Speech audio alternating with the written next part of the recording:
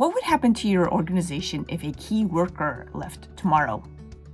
Would you find the transition to be smooth, with your team knowing exactly how to keep things running? Or would there be a mad scramble to figure out everything that person used to handle? There are so many organizations that rely on unwritten knowledge. How things get done, it's in people's heads instead of in a system that others can follow. And I call these oral cultures. Knowledge is passed on by people talking about things, not writing about them. But when a person leaves, so does their expertise, and everyone else now needs to reinvent the wheel. But it doesn't have to be that way. I learned this lesson the hard way when I was an event planner. I sometimes recruited my kids to help me, and inevitably I would get pulled into something urgent. So I would tell them, "Here's a task you're supposed to do. Good luck. See you later. Bye." And the problem was that I gave them a task, but I didn't explain it. So my poor kids would have to figure out what to do, and it would just take them way longer than it needed. I can't say I was doing a great job leading, but at least I raised kids who are really good at problem solving. Contrast that with another event I ran, where we assigned volunteers to workshop rooms to assist speakers. And this time, we gave them a printed checklist with everything they needed to do before, during, and after each session.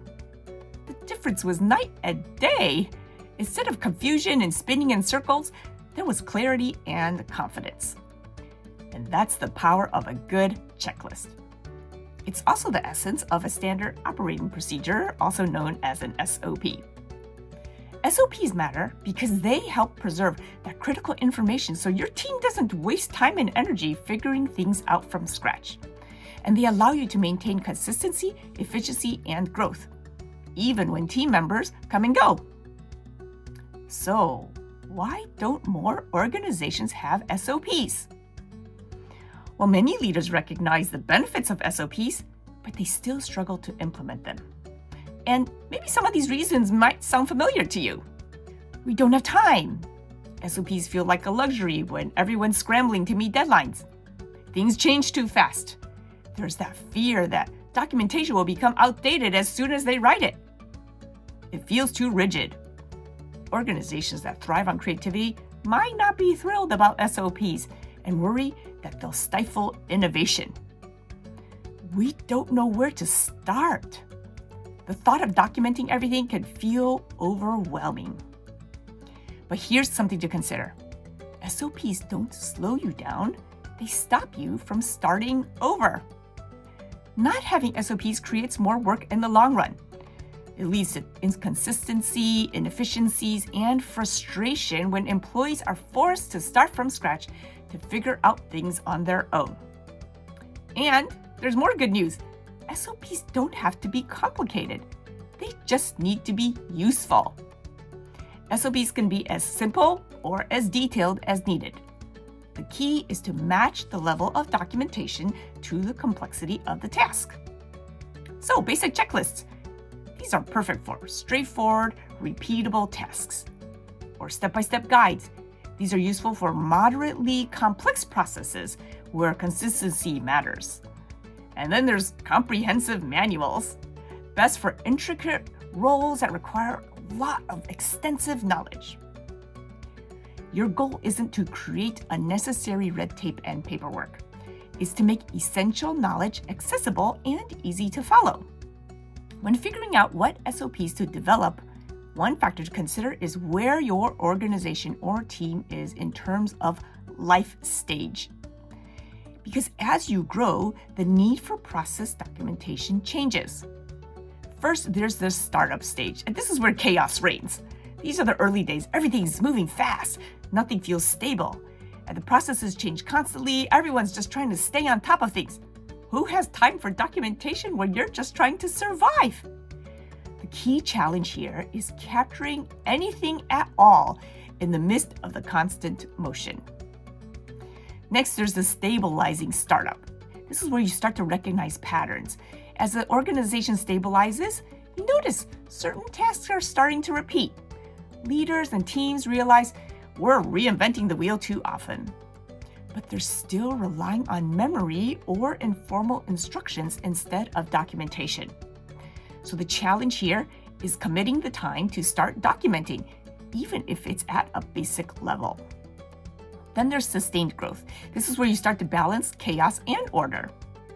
Growth brings this mix of innovation and the need for efficiency. And what worked before now feels inefficient. And the bigger problem is inconsistency. So SOPs help streamline operations without stifling the creativity. And the challenge here is balancing standardization with flexibility. Next is ossification, the risk of too many rules. As organizations mature, the risk is overcomplicating processes. SOPs that once supported efficiency start to become bureaucratic obstacles. And instead of enabling work, they slow it down. The challenge is keeping SOPs relevant and adaptable. And then we come to the sad state of organizational decline, which is death by red tape. If left unchecked, excessive rules and procedures can lead to stagnation, and employees focus more on following the process than achieving results.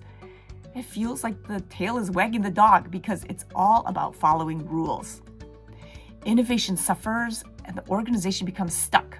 And the challenge is recognizing when structure has turned into a barrier to progress. So the key thing to remember is that SOPs should shift with your organization's needs, supporting its growth rather than limiting it. Now, if you're ready to create SOPs, but you're not really sure where to start, here's a simple approach. First, just pick one process to document. Start with something that is done frequently and inconsistently. And then you break it down. Talk to people who perform the task. List the key steps, tools, and maybe even troubleshooting tips. Then write it simply. Use a checklist or bullet points. Doesn't have to be fancy. Don't overcomplicate it. Then test it. Have someone follow the SOP. See if they can complete the task without any additional help. And then review and update regularly.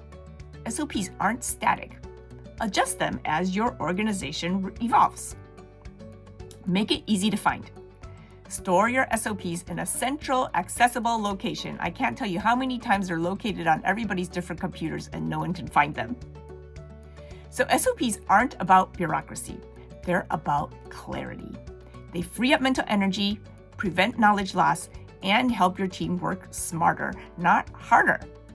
When done right, they keep your organization efficient, agile, and prepared for growth.